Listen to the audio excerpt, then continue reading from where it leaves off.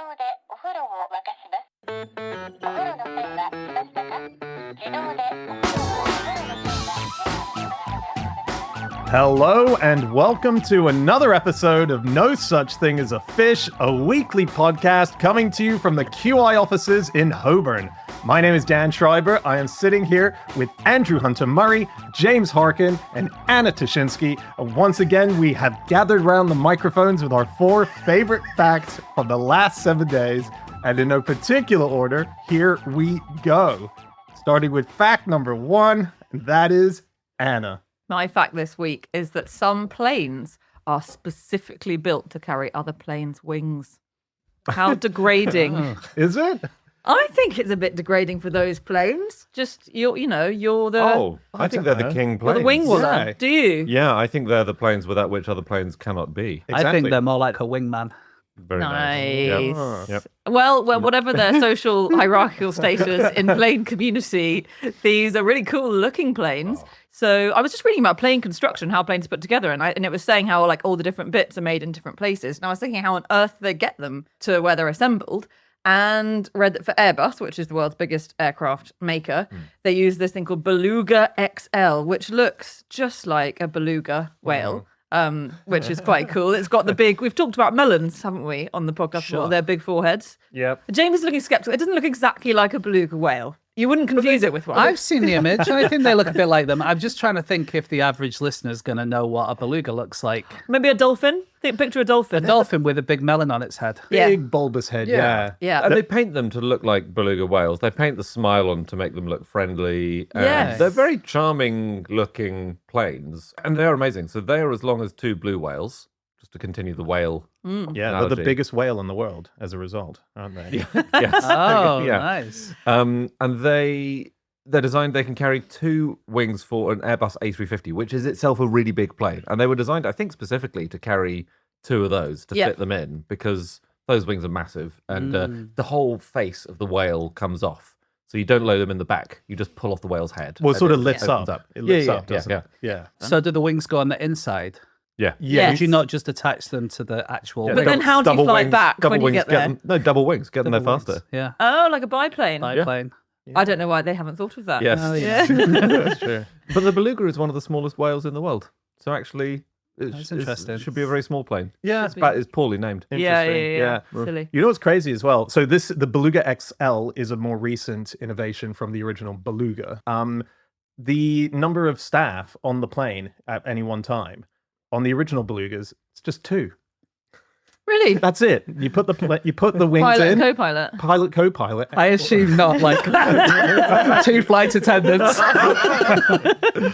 But now the XL has a 3rd Yes. member, the load master. Oh, very Cool. good. So that suggests that one person's loading the wings on, which is right. quite wild. Is it to make sure, I suppose, that they stay strapped down during the flight? Yeah, it's all right. I got it. That's a pretty sexy job title. Yeah, load What are master. you? Oh, I'm a load master. Oh, yeah, and what do you do? I watch a small piece of Velcro in terror, fearing it's going to come undone.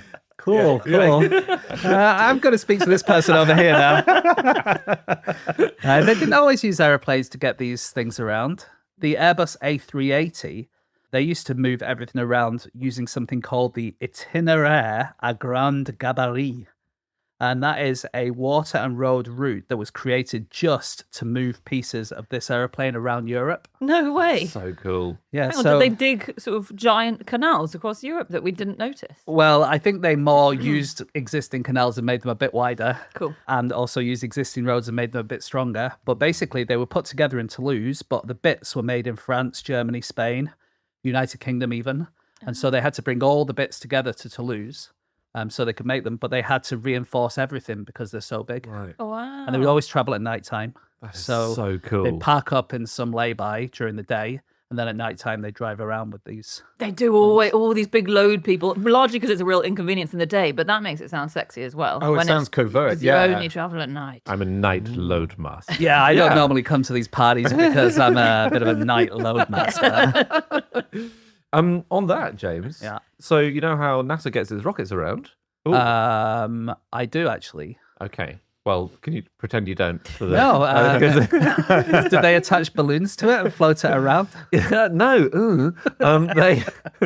They use barges. Yeah. They have a barge called Pegasus. Okay. And they load the rocket on because it's from the assembly factory is in Louisiana, and they need to get it to the Kennedy Space Center in Florida. And it's 100 meters long, and they just load the rocket on. And then it doesn't have an engine. The tugs have to just tug it all the way. How far are those two places apart? They're quite far.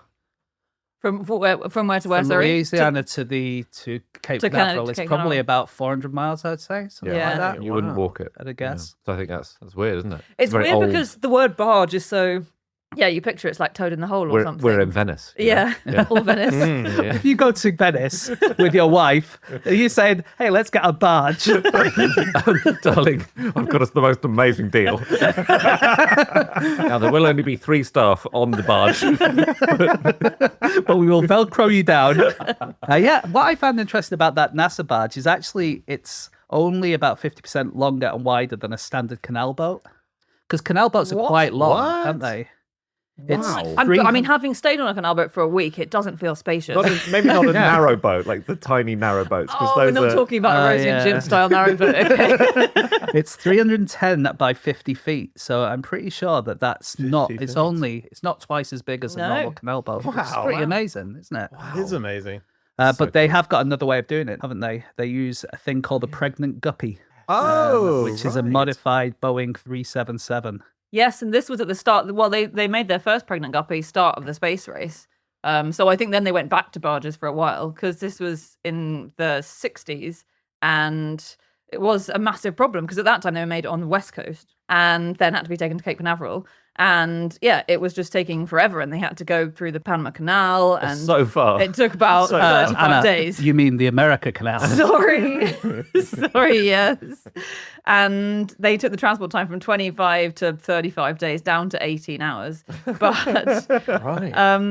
that's what inspired the beluga designs because if you look at them, they look kind of similar, don't they? They really This do. Yeah, format. the The precursor. pregnant guppy inspired this. Yeah. thing. Yeah, It's absolutely. weird how they're all nautical, or they're all sea creatures. You know, guppies and belugas, Yeah. and I think that's probably a deliberate. thing. Yeah. The beluga was a nod to the guppy. because the guy who created the guppy was a guy called John M. Conroy, and he also came up with a plane called the Conroy Sky Monster. Cool. Just such great names these planes have. Yeah, yeah. It's so cool. Hey, this is pretty cool. The Beluga XL, it doesn't just take wings. It often sometimes gets asked to bring a few other things. And at one time in 1999, it carried the Liberty Leading the People painting. So this is that French painting by Eugène Delacroix. The face you make when you say that, it's such a shame the listener can't see it. That's why I'm not allowed to go to France. And yeah, so that's very famous, It's a isn't it? massive They're canvas. it's like one of them's holding a big flag. Yeah, and the There's a other lady one- in a bit of a state of undress. Yeah. She's definitely in an emotional state. Yeah, And yeah. she's got the flag. And she's One of the heading up. buttons has fallen off. Yes. yeah. She'll be livid when she finds out someone was painting that scene. It was loaned from Paris to Tokyo, and so they needed to get it over there. It's too large to fit in what was, I guess, the biggest transport plane at the time, Boeing 747. So they needed to use a beluga in order to big do is it.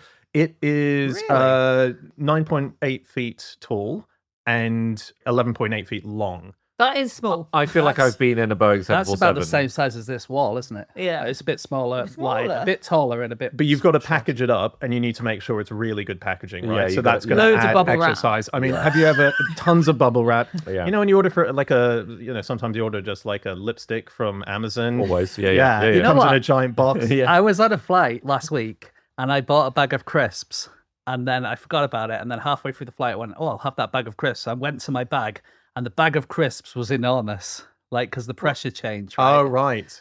Okay, so it okay. So I wondered if you had an enormous bubble wrap around your painting, whether the whole thing would just balloon to like 10 times the size. So it looks small when you put it in, and everyone's yeah. going, "That could fit on a 747." You wait till we get in the air. But yeah, they had to put it in a vertical position. There was a special pressurized container so it didn't get damaged on the way. And they had these anti-vibration devices that were in it as well. Come on. Yeah. I feel like this is Just in mission case the bloat. Loadmaster got excited. Loopy planes. Okay. So various countries have really led the field in this. I think the Germans had a pretty good record for a while. Did you hear about the Blohm and Voss BV 141? Not the wonderful one. I'm just going to go speak to this guy now. This is so amazing. So picture a classic, let's say a bomber plane from the war. You know, you've got the main fuselage in the middle, you've got the wings on either side, and you've got an engine on each wing, and maybe the propeller on each. Got it. Okay. Classic plane. Engine. Yeah, classic plane. Maybe next time just say, picture a plane. No. Picture a person, you've got a head at the top. Second World War Torso. plane. Second World War style bomber, right? This was a plane which had the fuselage, sure, but that's not in the middle. Uh-huh. So there's a wing, then there's a fuselage, then there's a separate wing, and the crew are sitting in a little pod halfway along that wing. Oh, It is the cool. weirdest looking thing. But what's the reason? Reconnaissance. So it gave a better view for reconnaissance photos to have you not being in the main bit of the Okay, plane. the main because the wing body. doesn't get in the way, maybe. I always think the wing gets in the way of the view a bit when you look out the window. Yeah. Well, NASA actually invented a wingless plane, which they flew, called the flying bathtub. And it was in the 1960s. They're experimenting. If you look at a photo of it, it looks like just the plane, no wings, and it managed to take off. And they And used what's it. giving it the lift? You have to roll it down a hill with 3 Yorkshiremen in it.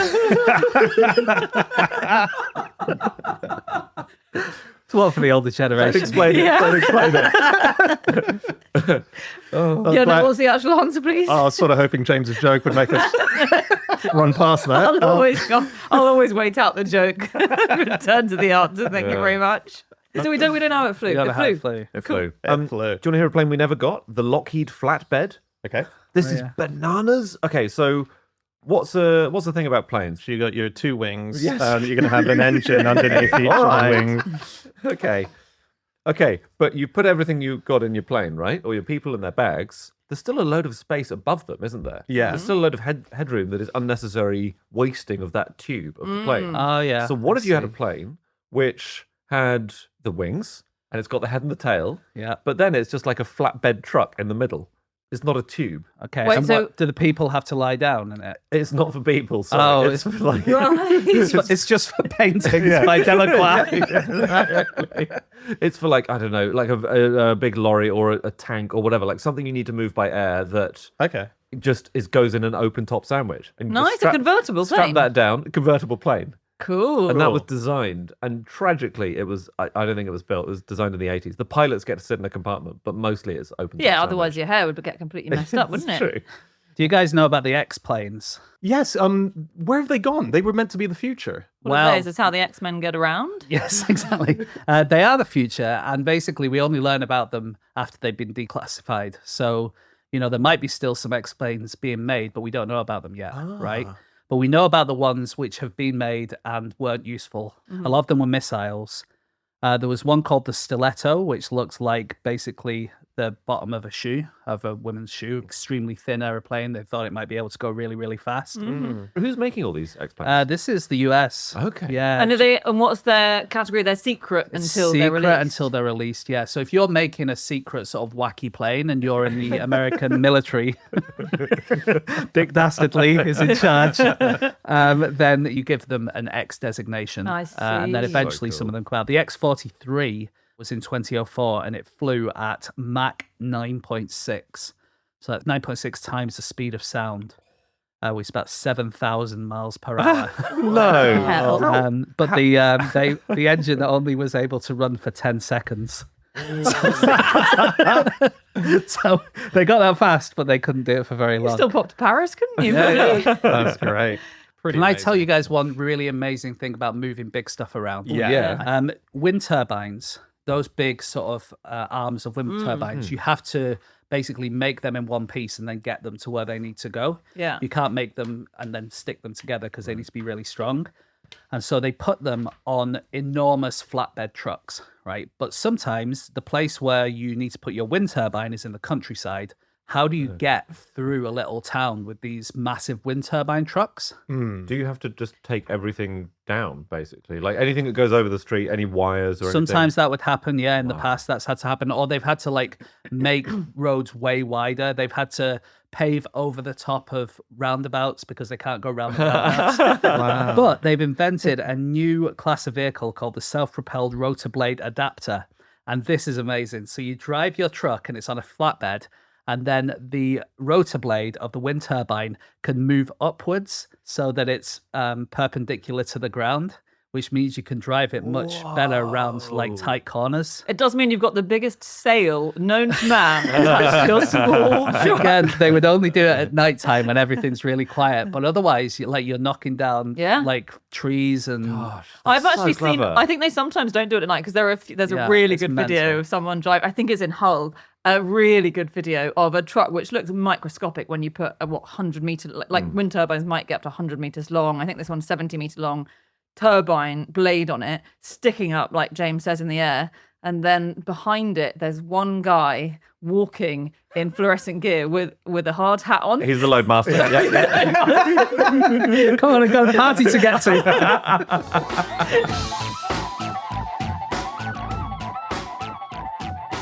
Okay, it is time for fact number 2, and that is Andy.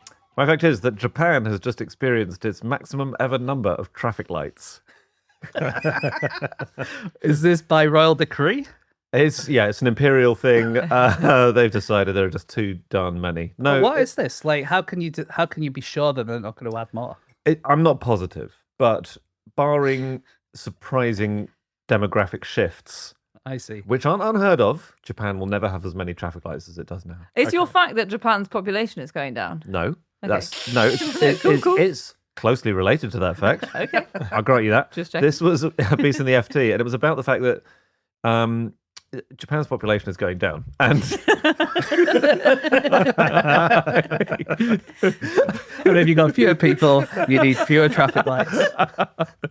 it's basically. Do you remember we did the thing about conveyor belts? That mad Japanese scheme to have conveyor belts instead of freight lorries. You know, in bits, Yeah. rural bits of the country. Basically, many traffic lights are quite old now, and roads in rural areas are emptying of traffic. So the police have just announced from this year more traffic lights will be decommissioned than newly installed. So the total number's going down.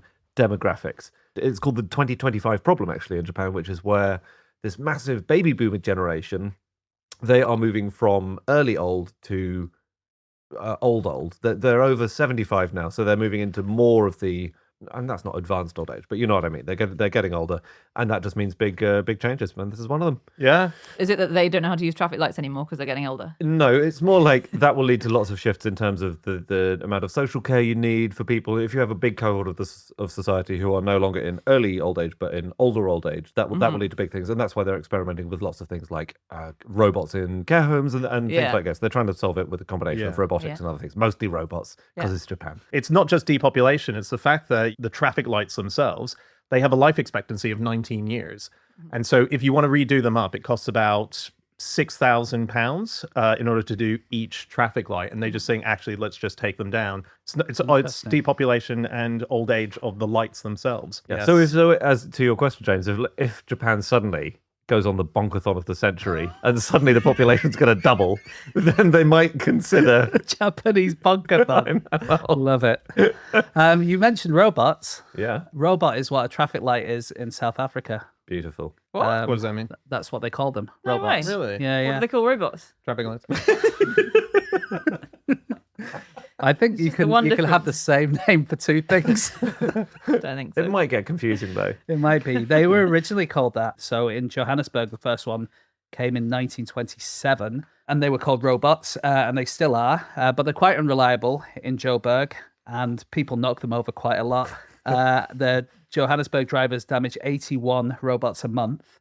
And they have to replace them, and they often replace them with quite high-tech things, and those high-tech things often get stolen because they have lots of metal in the cables and stuff like that. They fitted loads of them with a monitoring system, but the monitoring system had SIM cards in, and people realized they could just steal the SIM cards and use them in their phones and make free Cool. calls. Wait, what? And the problem is so bad that in some cases, jail sentences for attacking robots can be as high as they are for murder in Johannesburg. Wow. Because they decided we're going to stop this, so we're going to make the punishments really high. That's wow. Yeah, big problem. That is a big problem. Singapore's got an interesting thing with its traffic lights. Depending on who's crossing the road, you might be stuck at a red light in your car longer than if someone else was crossing the road. Is this a riddle? Yeah, go for it. Is it that they've got sensors to tell if it's someone in a wheelchair or an elderly person who takes longer to cross? So yeah, but it's not sensors. This is a new thing which they're going to slowly spread out through all of Singapore, which is if an elderly person is trying to cross the road, they have a car, which is kind of like a pensioner's card, which they tap onto the side, which tells the signal that there's an old person crossing, and they get an additional 13 seconds to cross the road. I think that's such a good idea. I spend a lot of time at pedestrian crossings thinking, this is way too little time if you're really old. Sometimes I can even only just get across. And especially if you're not there at the very start. Yeah. If you're an older person, you're like, I'm not going to start unless I was there at the beginning. Yeah. Some of the roads in Singapore are quite long as well. Yeah. Well, They're why? quite wide. Yeah, they have lots of lanes, like almost as wide as our motorways, but they're just normal A roads. God, imagine getting to sort of the middle of a 12-lane road and realising and looking behind and in front and thinking, Should have tapped my car. Did you tap, darling? I thought you tapped. You didn't.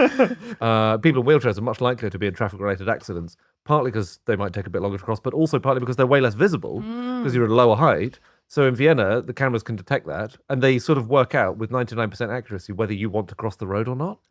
How cool is that? I honestly thought we had similar things in London, I must say. Like, there's one near our house which gets you across to the park, and I swear when people are slowly going across it, it stays on for longer. oh, really? You've got to get out there with your stopwatch, James. I know, I'm going to do it now. Did you know, outrage of outrage, that, well, first of all, I've always been fascinated by traffic light technology. And I've like Googled this loads before, like how they're all coordinated, how many lights are rigged up to the same system. Because, you know, they all seem to change in coordination with each other. You have something called a green wave. Do you know what a green wave is? Well, I came back from the airport the other day and I was driving from Stansted into central London and it felt like every single light was on green. I just got so lucky. That's you because you'd had your crisps, you were in a good mood. But what I thought is, if you hit one green, does that mean you're going to hit all the greens because you're just going at the right pace? Well, it usually depends on whether you're in a row of traffic. Well, no one was there. It was the middle of the night. Okay, well, that's very weird, and you just got lucky, I think. Or if it was the middle of the night, they'd just have them on green unless another car comes. But the green wave is Were you basically... driving a wind turbine blade at the time? This is when loads of lights along the same route, along the same straight stretch of road, are coordinated to go green one after the other to stop cars stopping. Now, usually it only works if you're in a row of traffic, because environmentally it's much more friendly to not have lots of cars stopping and starting. Because, you know, when engines stop and start, that's worse for the environment. So people say that if you are in a green wave, if you catch a green wave, then a bit like getting in a slipstream, you've got to stay close to the car in front. Not too close, but close enough that you don't break the green wave so that you can get through all the greens. Because if suddenly you let enough distance between you and the car in front happen, then the light will go red. Okay. So is it? good So to know. is everyone on board? Are you in the car going, "Oh my God, we're in a green wave"? you should be, yeah. Right, and then you all Then you all try stick and to each other. conquer it along. Yeah. Yeah. Pretty cool. London has a thing called Scoot, which is smart traffic lights, and they can let certain cars and trucks and people go through depending on what's best for the environment. Mm-hmm. So if there's like some really big heavy goods vehicles that are going to go through London, they think we don't want them staying in central London and clogging up the air. So we're going to kind of give them a bit of a free run on the green lights. And that's using smart cameras and all that kind of stuff that they can do that. That's so cool. I know. And they have a similar one in Amsterdam, which can talk to your phone. And they can give cyclists priority when it's raining. Wow, Oh, no that's so way. Isn't that amazing? Yeah. The Dutch are so But far they're ahead of the kind game. of thinking to stop this. In fact, they might have recently stopped it because they hadn't really thought about the privacy risks of being able to see where everyone's going all the time. What's the harm? Interesting. A few people have complained about it, so I'm not sure if it's still going, but for a while that was definitely There's the case. people who were cycling home from their lover's house, and that's how they From got the busted. big Dutch bunkathon. Well, I just wonder if there's a hidden sort of like air traffic control system that's used for, say, like if there's a major incident and you need ambulances to get through. In to- America, there they is have that. that. There are but in the places UK, like we that. don't have it because ambulances just go through red lights. Yeah. Yeah. Oh, So yes. you don't Of need course. it. Yeah. But there is, again, in the Netherlands, there's a traffic light system in, oh gosh, I can pronounce it wrong, Hertogenbosch, which has all these detection loops like plugged into the whole town software. So all the city buses have these transponders on which talk to the junctions. If the bus is running on time, the light works as normal. If the bus is running late, the lights change to give the bus priority. And if the bus is early, the light says, yeah, you can hold up. The light just stops the bus for the sake of it. It stops the bus and lets the other traffic through first. Well, this is the explosive thing I realised about this country is that, yeah, we don't have it with emergency vehicles, whereas America does, and I should say, because I read so many forums with ambulance people saying, we never go through red lights unless it's safe. So, they don't just willy-nilly. Of course we don't. But no, of course Yeah. not. We're going to need a few more ambulances out there. We've gone through in great time. But We have left a trail of destruction. But do you know who can override red lights whenever they want? The buses in this country. It's so cool. What? So if a bus has the appropriate technology, which is the bus radio link. I think you're thinking of cyclists. you're always hopping on the back of passing cyclists and tapping them with your Oyster card, just staying on until you reach your destination. This is true. They have certain different bits of tech that can do it, but one of them is bus priority radio link, which communicates with traffic lights. So if you're on the bus, you have this radio link that says, I'm coming along, I'm a bus, let the light stay green for me. And the light will stay green for the bus. Because again, it's better because buses are more efficient, they're carrying more people, bad for the environment for them to stop and start. Sometimes you'll see, and I really want to see one of these now, a sensor on the road before traffic lights, and it's a bus sensor.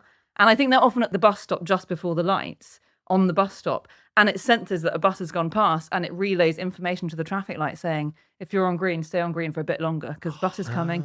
Let him So through. smart. These buses are getting away with murder. And police cars are there That's sitting such a at red British lights. miserable response. I am being cheated here by this bus getting through efficiently. With my Ferrari, having to sit here idling. Okay, which is better, reversing into a parking space or going in face first? I have this argument with my husband all the time. I always know. go in face first. I always must say. reverse. Okay. I wonder Yeah. if it's a gender thing. I believe it's easier to reverse into any spot. As in, All right, you're doing the challenging one, are you? because then I reverse coming out, don't I? We both have to. see. We both have to reverse at some Yeah. stage. Although my dream is I drive in straight, and then the person in front of me in the other parking spot leaves, and I can just go straight through the parking spots. That's a great day when that happens. I knew this would be a hot button topic. And if you're listening at home and you've got opinions about whether you reverse or go face first, Okay, here's another reason why you should do what Anna does. Yeah. Reversing out of a parking space is more dangerous because there are people walking around there. Bingo. Whereas it's unlikely there's someone walking in your parking spot. exactly that. So there is a writer called Tom Vanderbilt, who's an American traffic writer. And basically, particularly in America, which is where he's focused on, there are loads of crashes, some of them fatal, in car parks. And it's because people, and it's also because American cars are way bigger than European ones. Yeah. People just get in, they reverse out, visibility is much reduced. However, there are some places where it is illegal in America to reverse into a parking space. Interesting. What? I And know. why? There's a city in California called San Luis Obispo. I'm sure I'm saying that wrong too, which has made it illegal to reverse into a space. That's I don't mental. know. Everyone who lives there is a woman in a 1950s sexist joke, aren't they? So it's just chaos. Like, it's clearly safer to do the opposite of the law in this place, which is nuts. It must be the fights, right? Because in order to reverse in, you Yeah. have to pass the spot. And then it's like you've changed your mind and go, actually, and they're going, no, I'm a front parker. Yeah, I think that's probably it. Can I say one last thing about Yeah. an effect of traffic changes? So New York City has just, a little bit of glamour, has just introduced a congestion charge. Okay. They. Yeah, very late. Like London had it about, 15, Yeah, 20 years ago? Durham had it before that, so what Did you gonna it? do? Yeah. Oh, nice. Okay. Well, New York has finally caught up with Swing in Durham and brought in a congestion charge. And it's only a month or two in, and it's politically sort of much vexed because some people are saying, oh, it's terrible, it's woke, blah blah blah. But it's cut down traffic a massive amount. Like, it's just, journeys are much smoother now. But the other weird effect it's had, it's cut down another thing that's common in New York. What's it cut Honking. down? Honking. Very okay. good. Honk-related complaints are down 70%. Oh, really? 70%. Is that just car honking, or is it also people pretending to grab people's breasts? Well, no, actually, those are up hugely, sadly. Has also lowered the number of instances of people saying, I'm walking here. Oh, That's to cars? That's tragically down. 94%, really sad. Okay, it is time for fact number 3, and that is James. Okay, my fact this week is that bacteria eat clouds. So it turns out up in the sky, there's a lot of stuff living up there. Lots of stuff. And a lot of it is very small. So, fungal spores, viruses, and bacteria. And the bacteria, how they can live up there for so long is that they get their energy from the little bits that make clouds. So if you think about it, a cloud is made out of water, right? Mm-hmm. But the water can't just stay up there by itself. It needs to get around something. So there's little bits of dust.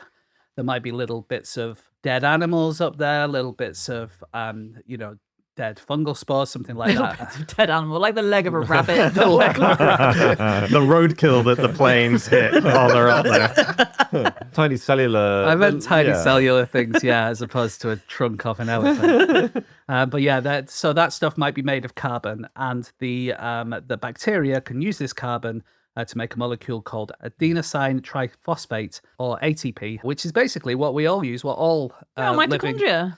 all living things use it to create energy, and they get theirs from this stuff that's in clouds. Yeah. Because cool. I always thought these are nucleators, the little bits that clouds gather around, and I always thought they were mainly dust and bits of earth, and basically water attached to them forms ice around them, and that's clouds. But actually, up to 100% of them in some places, and the vast majority are biological. Yeah. So it's largely the corpses of other bacteria that bacteria are eating. Yeah, and God, a lot that's of, amazing. a lot of dust is comes from used to be alive. bacteria or It's wild to think, though, that when it rains, there's an estimate that says a single square meter of ground gets pelted with 100 million bacteria during every hour of rainstorm. Yeah, so you're being rained on by bacteria. because I don't really like using umbrellas because I feel like it's a bit soft. And so I always go out in the rain and I'm just kind of happy to get wet. And also because I'm from Bolton, I feel like it reminds me of home when it rains. Yeah, right. But now that I know all that bacteria is coming down as well, I feel like I might have to use an umbrella. You're being a mad bit, 'cause amount. now you know you're being bombarded with fungal spores. I know. Yeah. Yeah, you've got a real two mixed signals coming in there.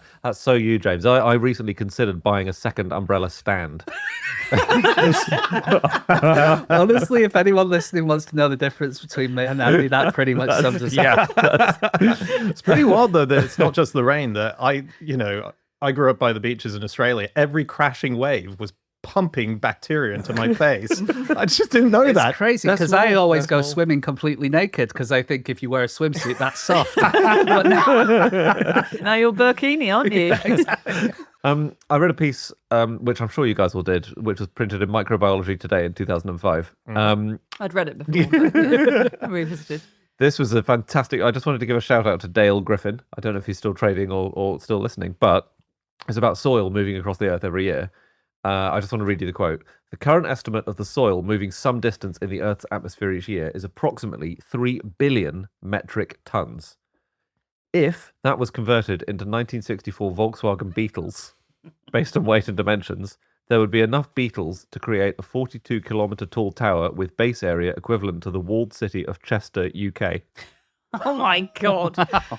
Mate. So Hang on. think about that. I'm struggling to think So the about amount it. of Hang on. soil... Did we need the beetles in there? Yes, Couldn't we just because have the soil making the tower? No, because the soil is denser than beetles. The soil is converted, 3 billion tons of soil Yeah. converted Yeah, into yeah. 3 billion tons of Volkswagen Beetles. Because you Right, got the sorry. inside of a Volkswagen Beetle is not full of soil. No, not unless you've been doing some very heavy driving.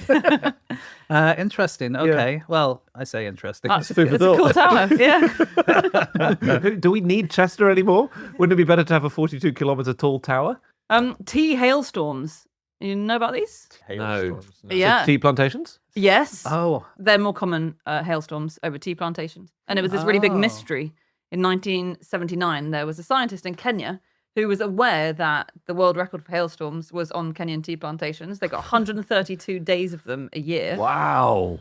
which is a lot of hail, and didn't know why. And it turns out it's all the tea pickers' fault. Basically, as they walk through the tea plantation picking the tea, they kick up bits of leaf, bits of dead tea leaf into the air. And there's a bacteria in tea leaf that attaches itself to the leaves as they rot, and they're flawless hail nucleators. So as you kick up the tea leaves into the air, you free up these bacteria. They go straight up into the air, and they hail down again. Incredible. does it damage the Amazing. tea? Must do, right?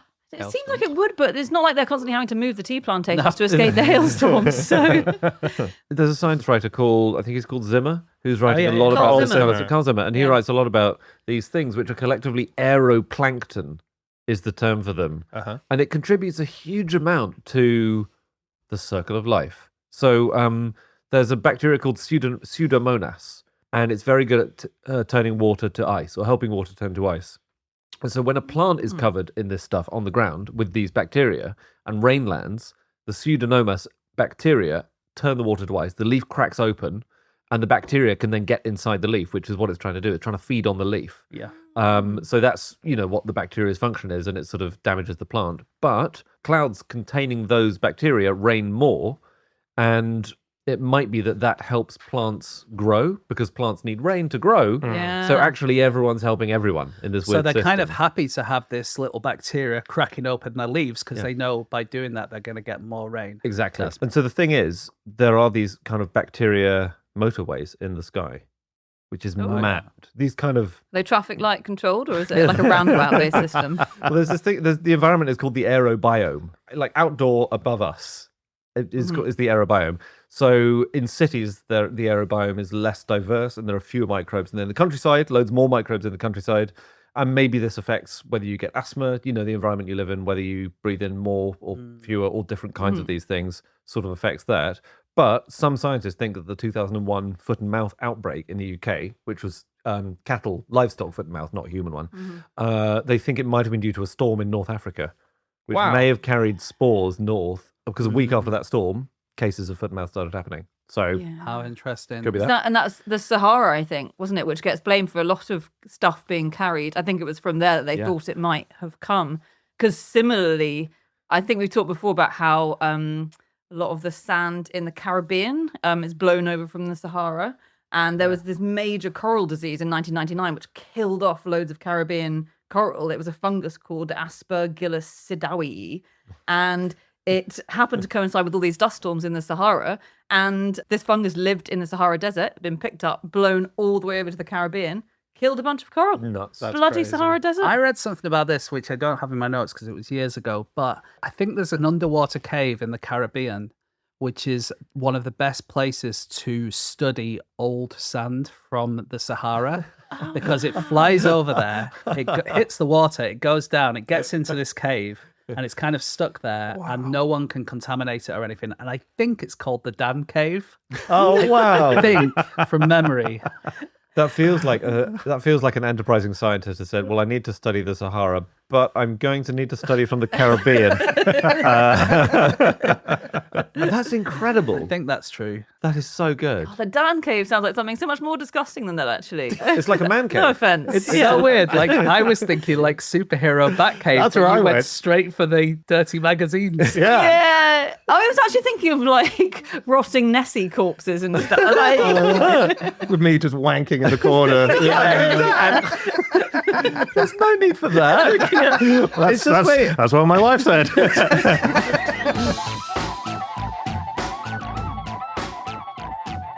Okay, it is time for our final fact of the show, and that is my fact. My fact this week is that #1 selling singer Sabrina Carpenter is the niece of another #1 selling singer, Bart Simpson. It's a confusing fact because, much like me, none of you will have heard of this Sabrina Carpenter, and you won't know the Bart Simpson Who's this leading Bart singer. Simpson fellow? Okay, so a lot of people will know that Sabrina Carpenter is one of the biggest pop stars in the world right now.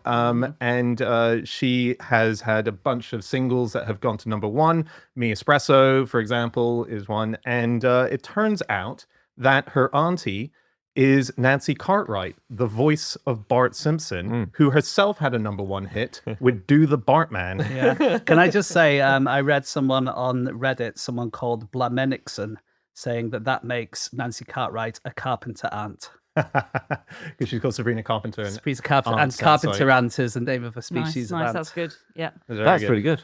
Oh, and Ant is a northern pronunciation of aunt. Yes. Yes. Got it. Thank you. That was the missing link I needed. I just thought it was a good joke, but not good enough that I was going to claim it myself. You thought you'd fly the kite. You can always edit out the Reddit bit if it goes really well. Are you a fan of Sabrina Carpenter? Huge fan. I thought you would be, because she's a big fan of Moss. The album cover of her last but one album, Emails I Can't Send, was inspired by old photos of Kate Moss. So yours was someone from Reddit as well. That's all mine. Well, you had me going there. I really thought you were going to say. I really like Sabrina Carpenter. I think she's great as well. I actually think you would like her because who was the person we spoke about who sang? It's My Party. It's My Party. Leslie Gore. Yeah, I think of her as a modern day Leslie Gore. Wow. Her song "Please, Please, Please," I reckon is pretty much the modern version of that song. I'm always open to new talent. I'll give this girl a go. I'll give her a go and see if maybe we can help her do so. Apparently, she's doing fine without me. She's doing okay. So was she the only one of the Carpenters who had a career after? Oh, she's not Karen Carpenter's sister. Yeah. Oh, She's not related okay. to the Carpenters. She. What we've got here is two people who live in the modern world, and then we've got me and Anna. Well, let me give you a bit of background about Yes. Sabrina Carpenter. So Nancy Cartwright's stepbrother is David Carpenter, who is Sabrina Carpenter's dad. He is an X-ray servicing company member. Sorry? David Carpenter works. An X-ray servicing company member. It doesn't feel very important. that fact is not really Well, important. I mean, you said it in the same way that you would say he's a teacher or he's a doctor. He's an X-ray. He's an X-ray servicing company member. A company member. Right. Okay. That's, if you ever meet someone like that at a party, again, you're moving on to the next person. I think, You met my frankly, friend Andy. I'm going home with the loadmaster at this point. Get your big truck. You pull. Her mum is a chiropractor. The reason I mentioned these two things, is because outside of Nancy Cartwright, there's no connection to the world of Yeah, entertainment. she's not a Nepo baby. Exactly. She's often accused of that as a result of that connection, but they don't seem to be that. She started her She can get all the X-rays she wants anytime she likes. Need your back clicked. You are in luck, my friend. She released her first single, which was called Can't Blame a Girl for Trying, 1 week after Fish started. So she is as old as Fish really? by 1 week. Yeah, March That's 14th, cool. We should get in touch. 2014. We could have a joint birthday party. Yeah. She's still got a week to catch up and be as big as us. Is that what we're saying? She started off, she did a Miley Cyrus singing competition when she was 10 years old. And We're going to have to explain to Anna. Oh, God. Do you know Billy Ray Cyrus? Her dad was Billy Ray Cyrus, Right. who worked in the in the music industry. It was an X-ray guy. Yeah, that's right. But it was like a competition for Miley Cyrus fan club members. But it was kind of voted for by people. It's one of those early internet things. And it was mentioned in loads of her local newspapers. And they basically said, vote for her, vote for her, vote for her. So she got down to the final, like 3 or 4 people. And she was only 10 years old and everyone else was like older teenagers doing it. So was that when she started out when Fish was? When Yeah, the show well, was started? actually, would be that earlier. happened, and Oh, then okay. that was earlier, and then she went onto YouTube because she got big on this competition and put a load of songs on YouTube, and then got massive on YouTube. I think she got picked up by the Disney Club or someone. Yeah, she did a show called Girl Meets World, which I think was a reboot of Boy Meets World, which is a big show when I Yeah. was a teenager. She was cast as the lead character, the Lindsay Lohan character in the Mean Girls musical that Tina Fey did on stage. So she had a bit of a career ahead of it, and then she did this. A lot of slogging away before you're an overnight success. Exactly. That's what we And found. is this like an ad crossover swap? Is she going to release a song about no such thing as a fish in exchange for this? Yeah, I gotta publicity? say. Oh, come on, it's like we're not great. expecting any publicity back from the traffic light industry, are we? Nancy Cartwright Oh, yeah. is this disappointing or am I being judgmental? She's big on Scientology. I know they all are, but she's really big. What do you mean they all are? All the All the Simpsons. famous people. Have you not seen the roof of Moe's Tavern? It's one of those big pyramid wire things that you wear.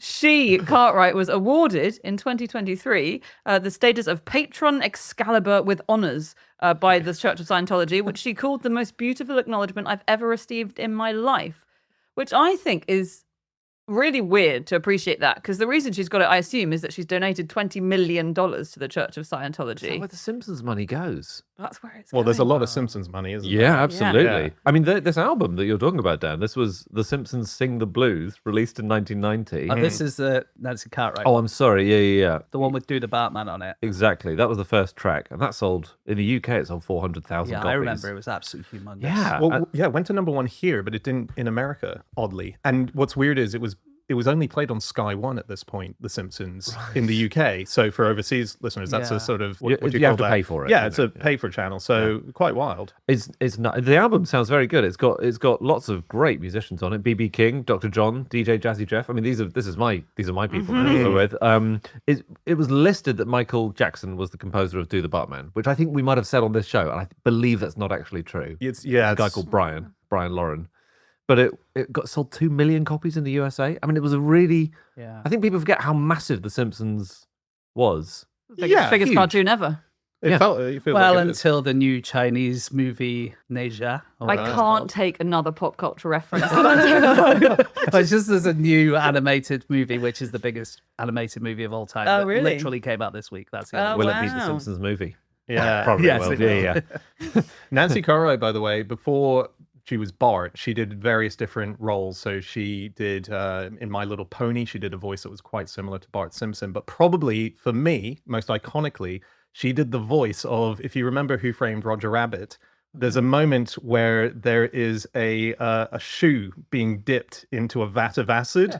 That's her. Brilliant. That's Nancy Cartwright. That is really it's neat. quite a seminal bit of that movie. Yeah. I That's don't think that's climax. even on a Wikipedia page. You need to get that up there. That's funny. Guys, who's the main creator of The Simpsons that comes up? Matt Groening. Groening. No. Or Greening. Groening. Not him? No, sorry, it is. I just can't believe I've been saying Oh, groaning all right, these years. sorry.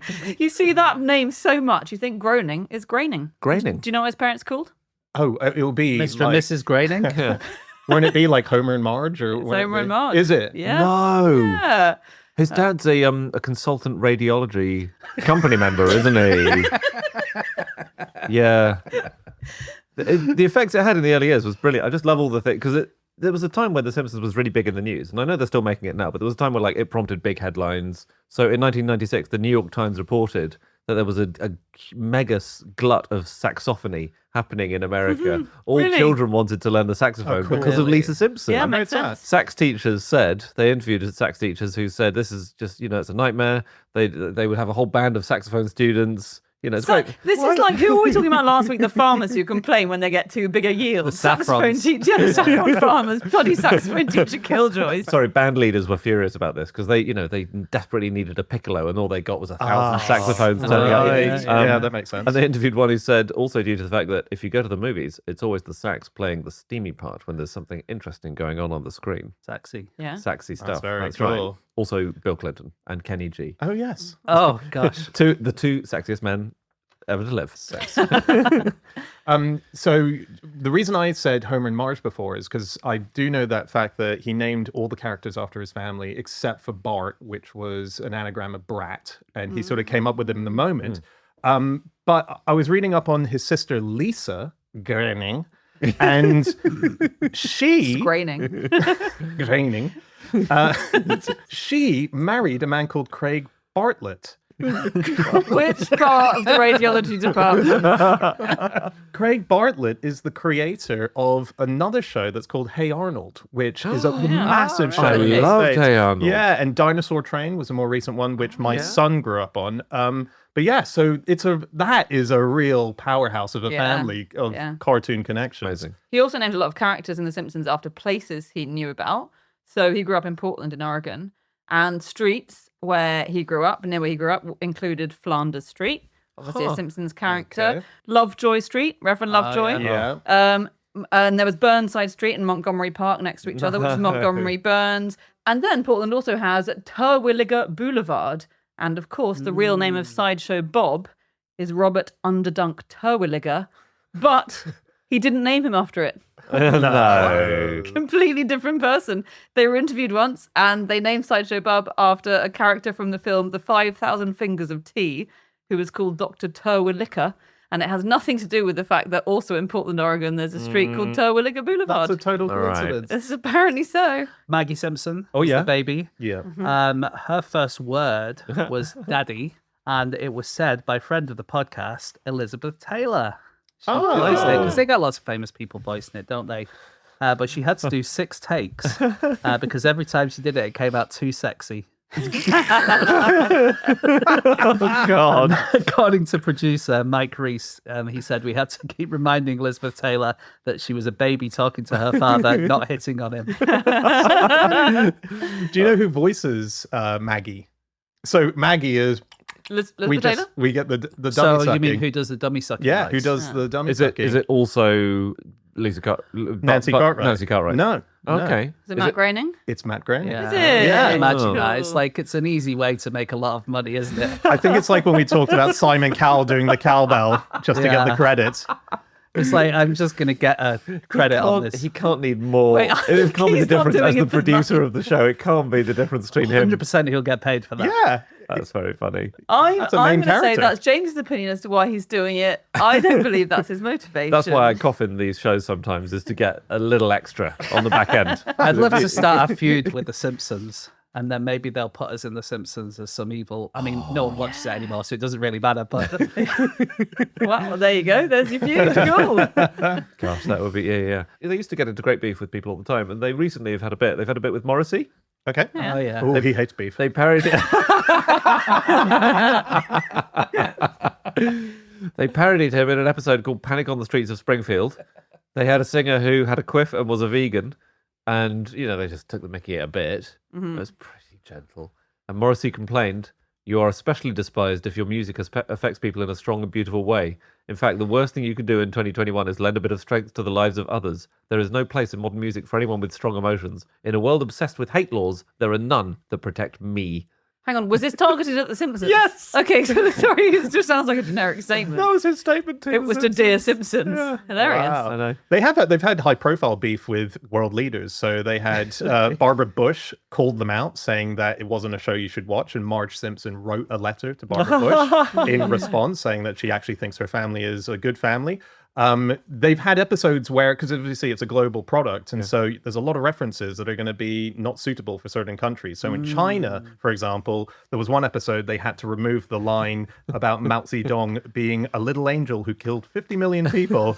They thought that wasn't appropriate. In Japan, Can you cut after Angel? there was an episode where they had to lose a bit because they mentioned the massive Japanese bonkathon. yeah, Homer tosses the Japanese emperor into a sumo thong dumpster. So in fact, that whole episode was banned. Right. Okay, do you think that Marge should dump Homer? Not after all this time. I think. Oh, really? Well, I just think once you've been in a relationship for when was my marriage? Once you've been in a marriage for at least 12 years, you shouldn't dump your husband. I think, I think once the kids are grown up and out of home, unfortunately, that's never happening. Okay, I only asked because YouGov asked their long-suffering test audiences this in 2018. Yeah, all right. They got 20 people trapped in a room.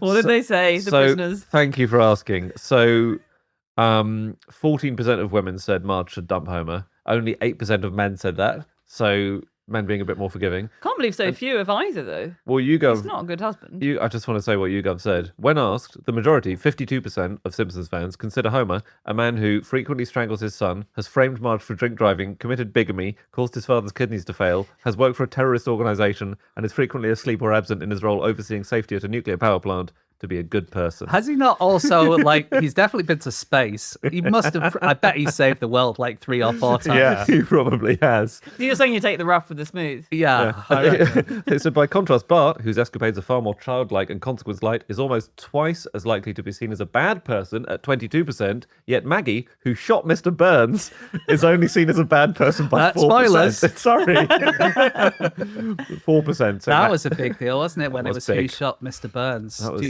you yeah, that guys was the the right Dallas. age for that? I remember it was like, Oh, yeah. exactly, it was like Dallas, JR. who Well, you shot guys them. weren't old enough for Dallas. No. But yeah, I was there for it. I remember it. Apparently, they had lots of forums at the time saying, "Can you guess who it is?" And the show writers said only one person got that it was. I remember Maggie. you could bet on it, and I don't think even it was one of the options. Wow. Right. To be honest. But you weren't old enough to bet at this time when this was going out. When did it happen? He had a fake ID, online ID, I at don't the age know, of 6. mid-90s? Well, I was born in 78. Okay. So it's I was able possible. to, in 96, I could. I'm just gamble. picturing the scene in the betting shop, like a load of jaded regulars gathered around the horse racing screen, and a load of like nerds in the other corner watching The Simpsons. And it comes in this Maggie, tear up your ticket. One guy goes to the counter, pulls out stacks and stacks of cash. Isn't that Matt Groening?